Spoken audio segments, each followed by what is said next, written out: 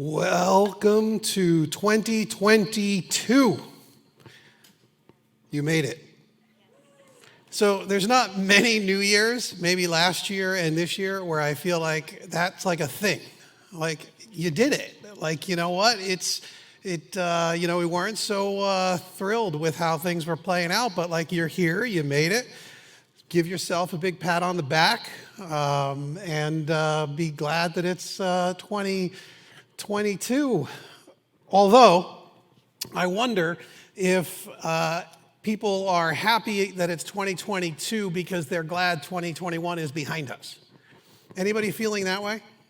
We are like, you know what? I'm just glad 2021 is over. I'm glad 2020, 2021. I'm just sort of glad we're here now because it's just new and it's different. But for many people, I'm wondering if there could also be a sense of anxiety about what's coming. I mean, is there anyone here who's saying like, it's 2022? Like now, what's in store for me? Like what's going to be happening this year? If you think back over the last couple of years, I never would have imagined it. And now, maybe there's a little sense of anxiety sort of creeping. How about this? Is anyone just tired? Is there anyone here that's just feeling like, I'm a little just tired? Not like nap tired, although that's probably true too. Like maybe today that's exactly what you need. You need to go home. You need to take a nap. Those of you online, you're like, I'm already napping. But like, there's some that I think are just saying, I'm tired. I'm worn out. It's just been a long run. Others, I think maybe you're saying, all right, I got a little break over the holidays, but I'm kind of waiting for the crazy to kick back in. Anybody feeling that way? Because I think for some of us, we're like, you know what, we got a little bit of a break, maybe had some time off, but it's all going to start up again soon enough. This is an odd time. We're looking at this new year kind of a thing, and what is often a time of sort of celebration and resolutions and plans for the upcoming year, it feels like a lot of those things are sort of on hold for a whole lot of folks, a whole lot of families. Personally, I've told you guys this, some of you, over the last couple of years, my own circumstances have been such that I'm feeling somewhat just tired, just kind of worn out. And I've been doing a lot of soul searching, a lot of thinking about it, and I realized that the way that I sort of operate is when a crisis hits, I'm usually pretty good in a crisis.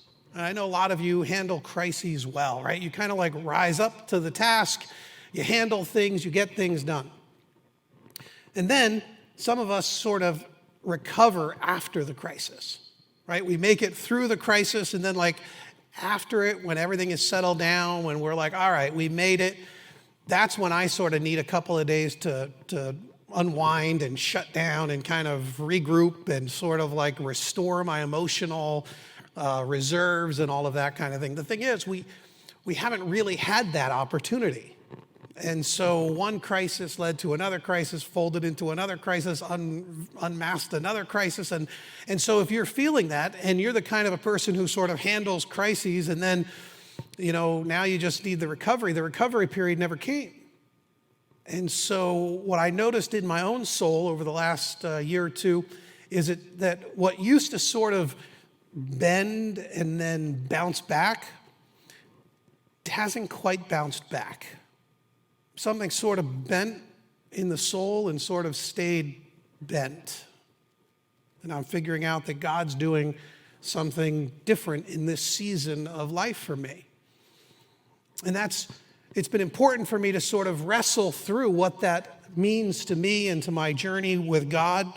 And I think for many folks, you're experiencing different sorts of things like this in different areas of life. It could be in your work situation. It could just be your own fears about what's going on in general in the world or in our country, illnesses. It could be any sort of, family drama or political issues going on that you're feeling like, man, it's just, we're not catching a break. And because of that, relationships are getting frayed, and maybe you're getting a sense that something internally is just a little out of whack. I'm not even sure what it is, but in quiet moments, there's something out of whack. Maybe your walk with God just seems a little bit stale. Maybe that's kind of where you're at now. And you're wondering, what does that mean for me in the new year? And there's this great promise that is, I keep coming back to over the last couple of years. It's found in Matthew 11. Jesus is speaking, and he says, "Come to me, all you who are weary and burdened." Anyone weary or burdened? Come to me, all who are weary and burdened, and I will give you rest. Take my yoke upon you and learn from me, for I am gentle and humble in heart, and you will find rest for your souls. For my yoke is easy and my burden is light. What I love about this promise is that somehow in the midst of wearisome and burdensome circumstances, Jesus promises rest. Rest for our souls. Easy yoke, a light burden. And I really love the realistic nature of this.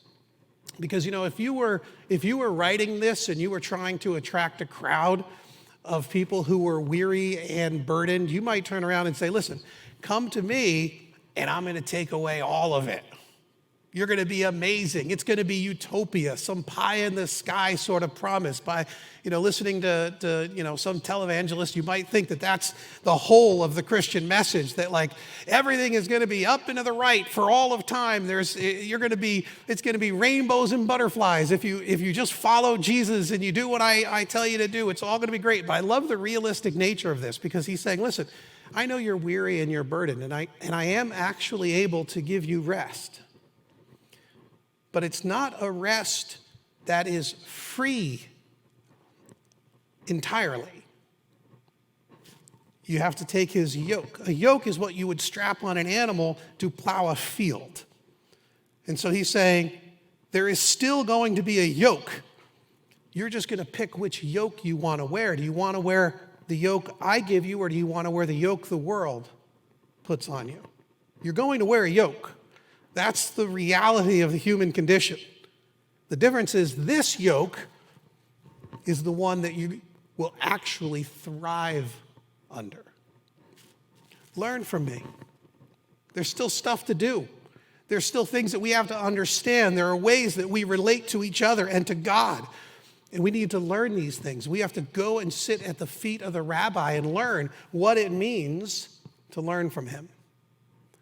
But of course, he's gentle, he's humble in heart. That's why we'll find rest for your souls, because his yoke's easy.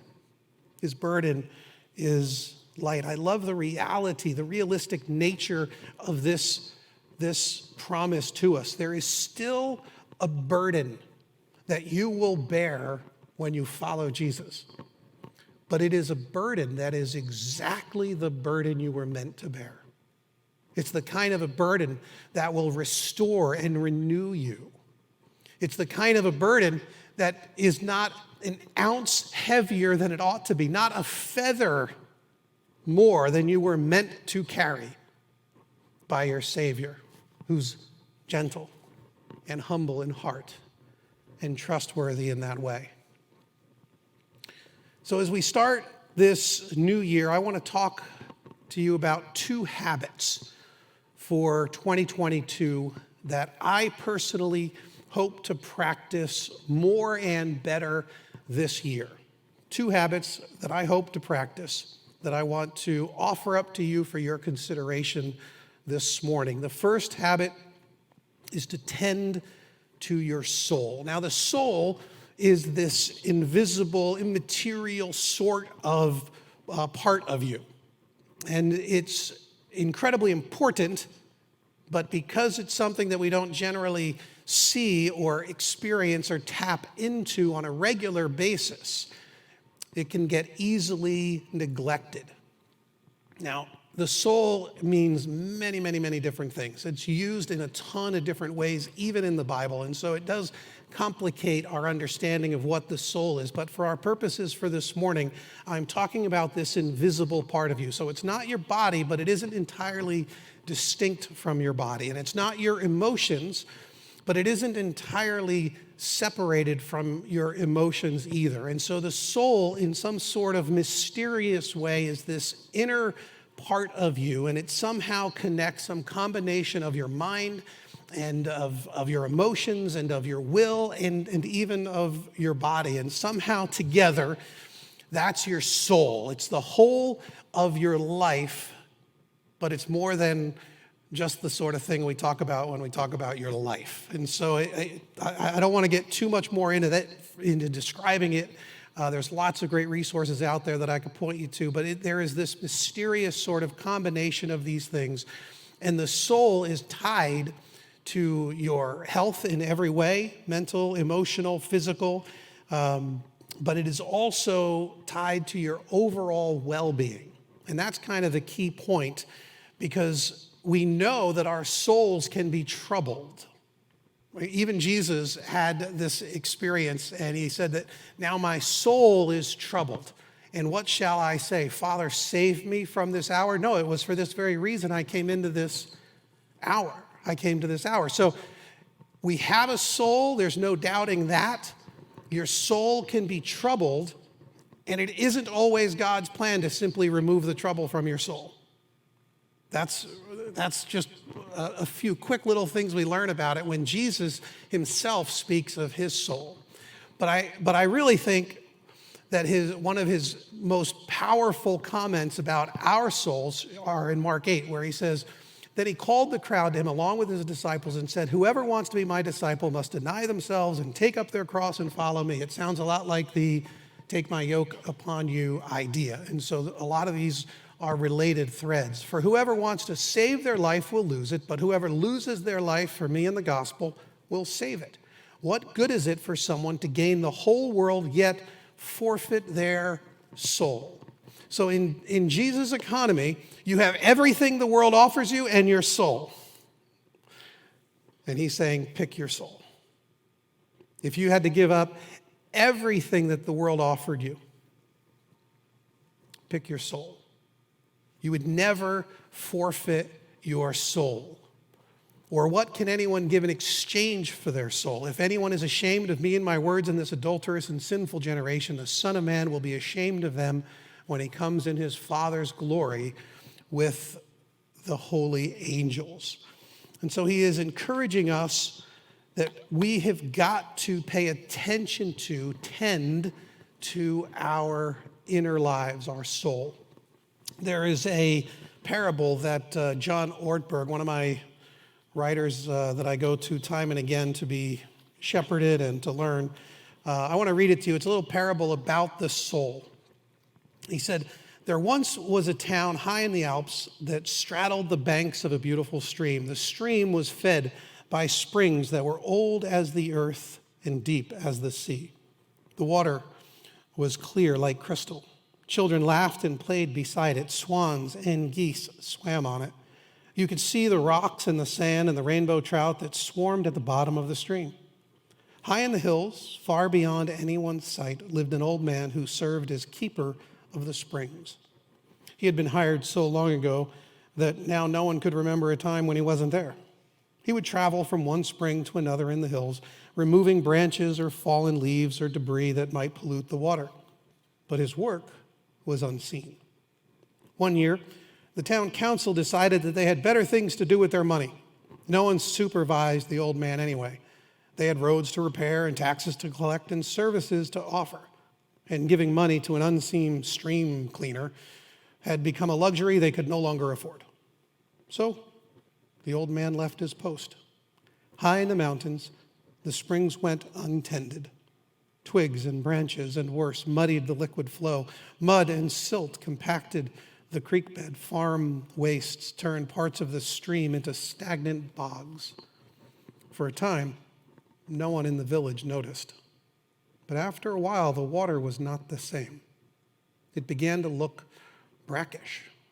The swans flew away to live elsewhere. The water no longer had a crisp scent that drew children to play by it.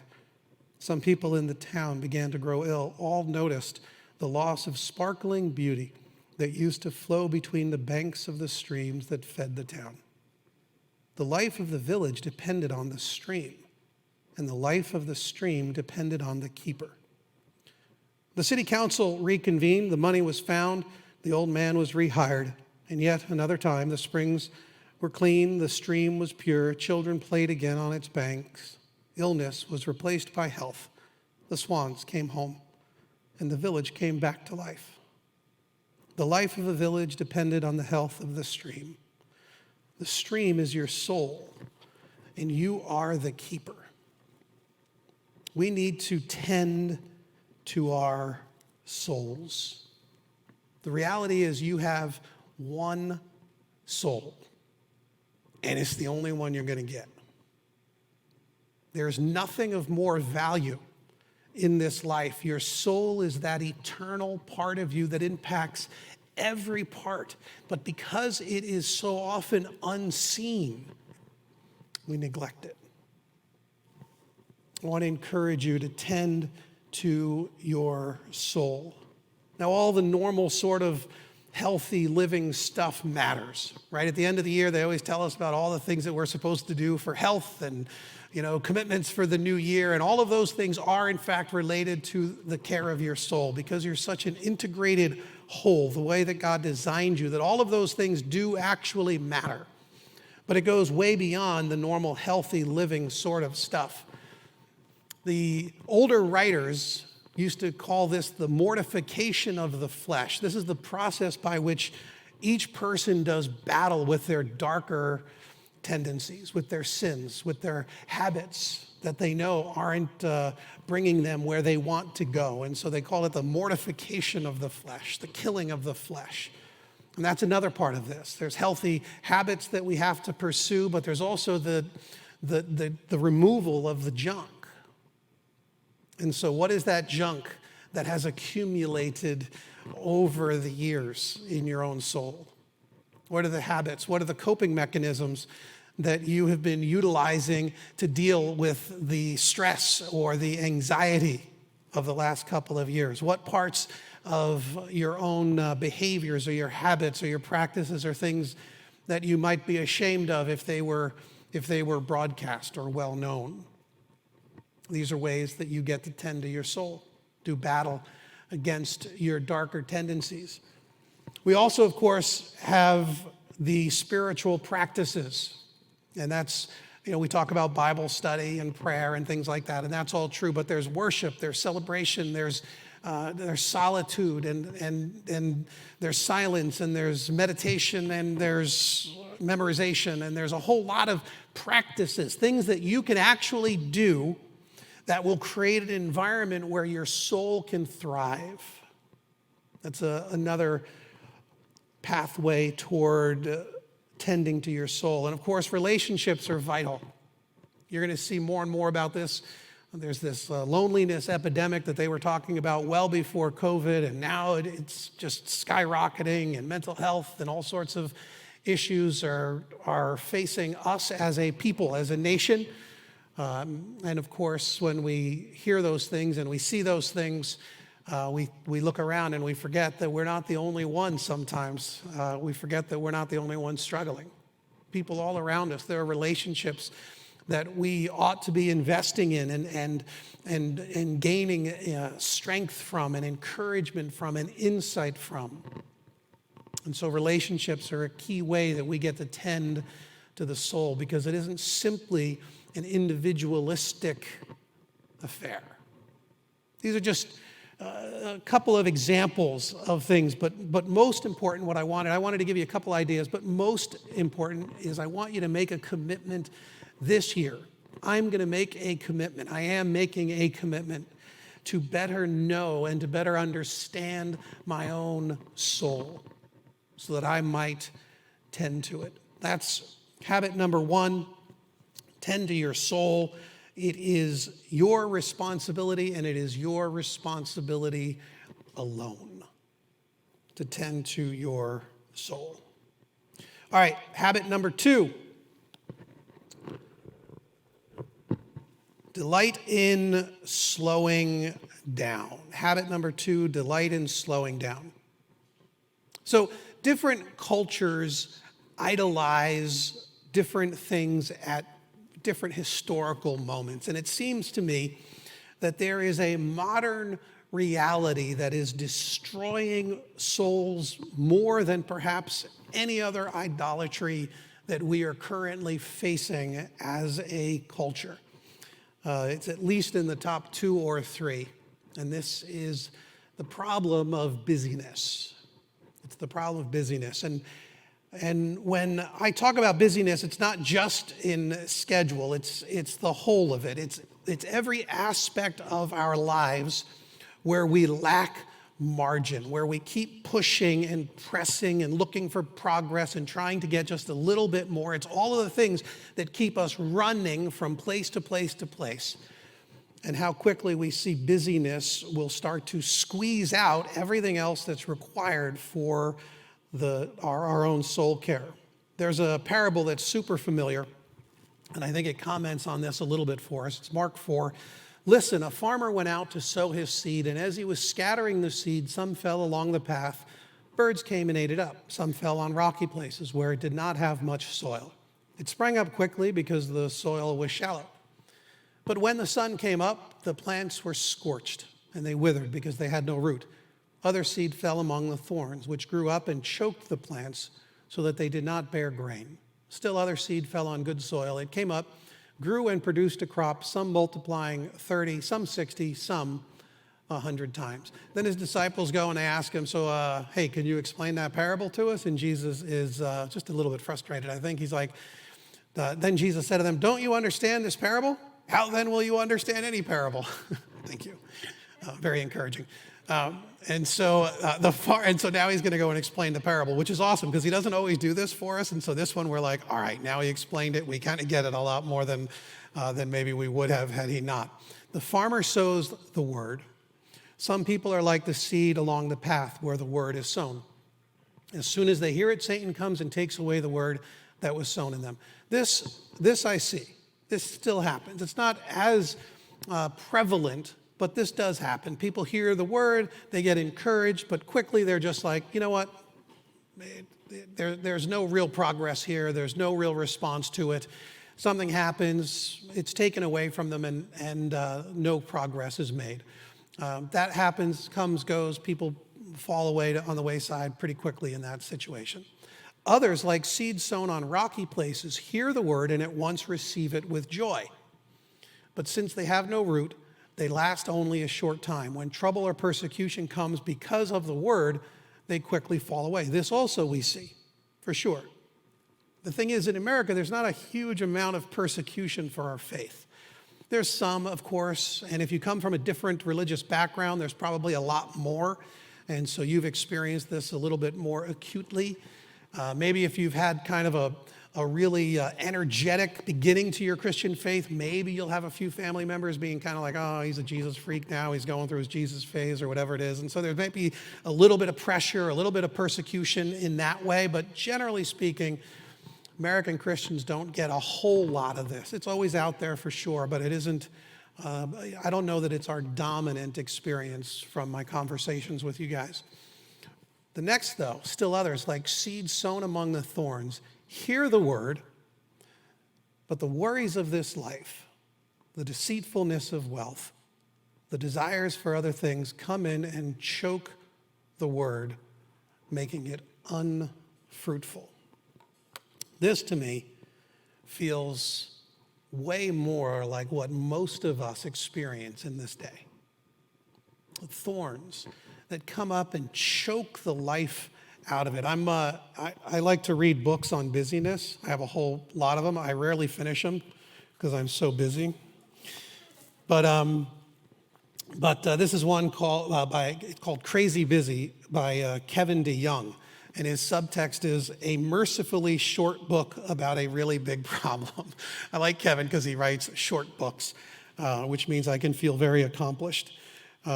Busyness is like sin. Kill it, or it will be killing you. Most of us fall into a predictable pattern. We start to get overwhelmed by one or two big projects. Then we feel crushed by the daily grind. Then we despair of ever feeling at peace again and swear that something has to change. Then 2 weeks later, life is more bearable, and we forget about our oath until the cycle starts all over again.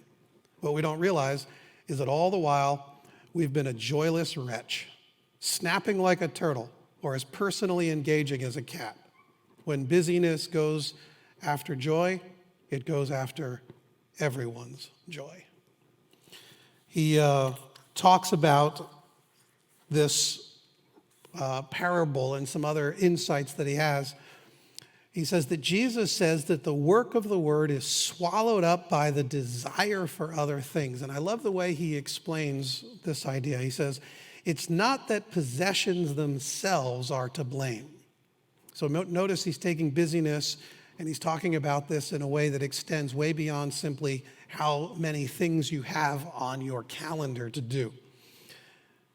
It's not that possessions themselves are to blame. The problem is with everything we do to take care of them and everything we do to get more of them. Is it any wonder that the most stressed out people on the planet live in the most affluent countries? Cottages, boats, campers, timeshares, investments, real estate, snowmobiles, new cars, new houses, new computers, new stuff, new video games, new makeup, new DVDs, new downloads, they all take time. We've heard countless sermons warning us about the dangers of money, but the real danger comes after you spend the money. Once you own it, you need to keep it, clean it, keep it working, keep up with the latest improvements. And if the worries of life don't swamp us, the upkeep will. Jesus knows what he's talking about. As much as we have to pray against the devil and pray for the persecuted church, and Jesus thinking the greater threat to the gospel is sheer exhaustion. Busyness kills more Christians than bullets. This delighting in slowing down is what we see happening when something grows. Others, like seed sown on good soil, they hear the word, accept it, produce a crop, some 30, some 60, some 100 times of what was sown. The farming metaphors are often about the time it takes for a crop, how we have to wait through the seasons, how we have to trust that God's doing his part as we do our part. We tend to the soil. God's seed is good seed. The rain comes, the power of the Spirit, and eventually these things start to grow in our soul. These things take time. And it means that we've got to delight in slowing down because life only accelerates. Progress relentlessly will grind us forward. So, in all of this, we're going to have to create a plan that works for you. So what are you going to do to tend to your soul?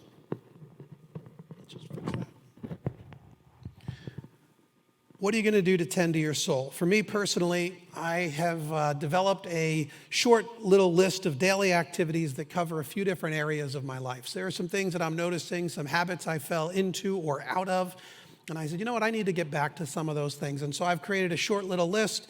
Each of these items on the list takes only a few minutes. And so none of them are crazy as far as time commitments. You could probably swap it out for just one Facebook session or half of a sitcom or something like that.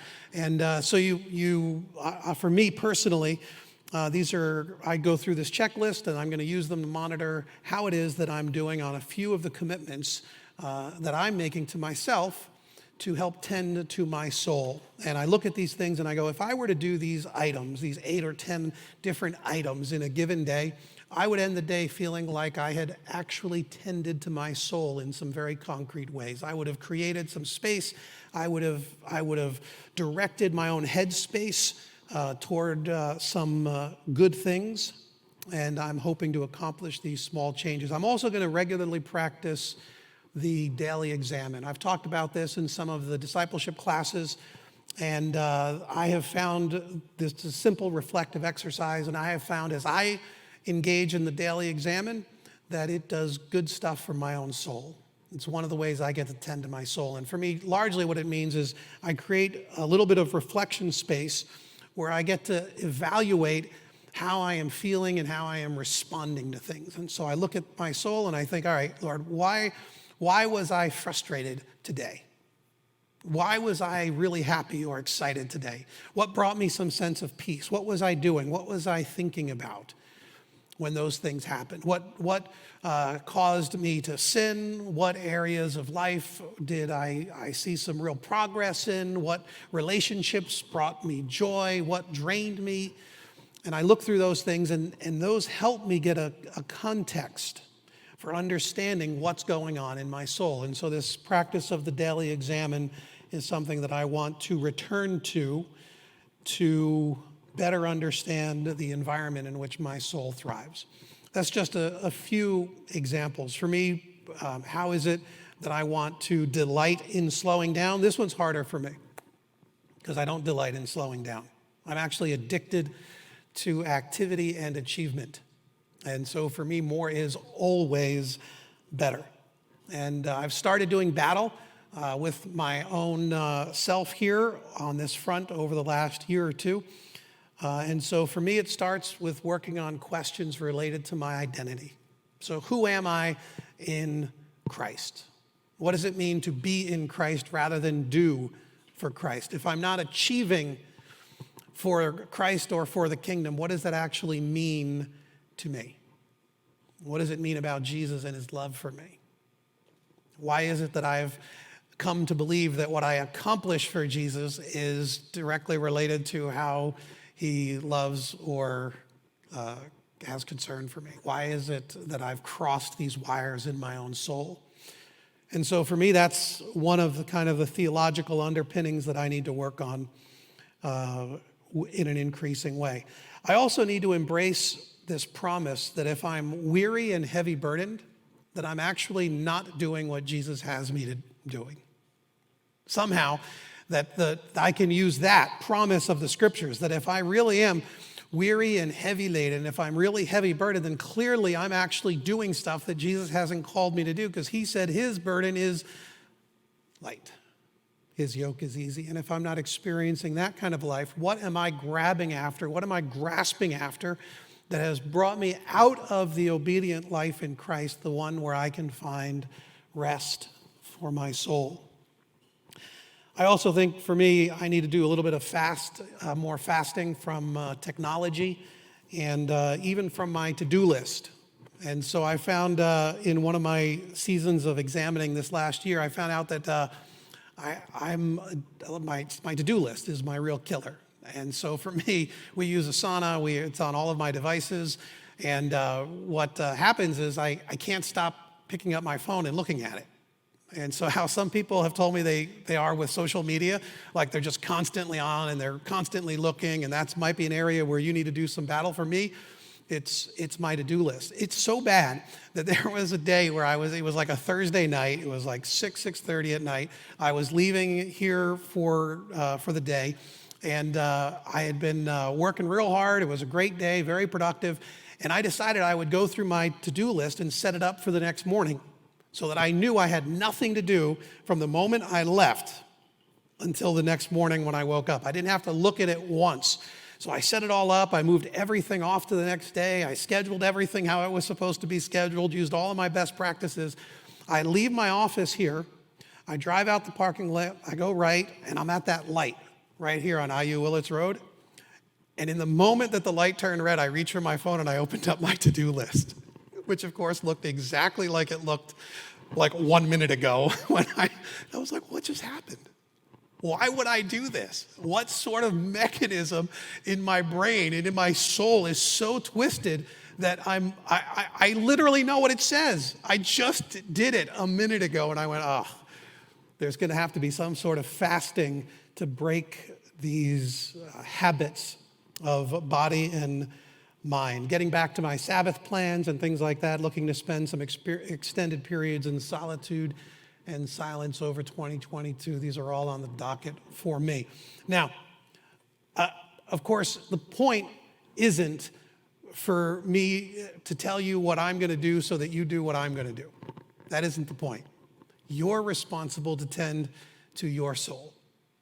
You are going to figure out ways to delight in slowing down. If you decide to incorporate these habits, you have to find the habits that work for you that create an environment in which your soul will thrive despite your circumstances. You are the keeper of your soul.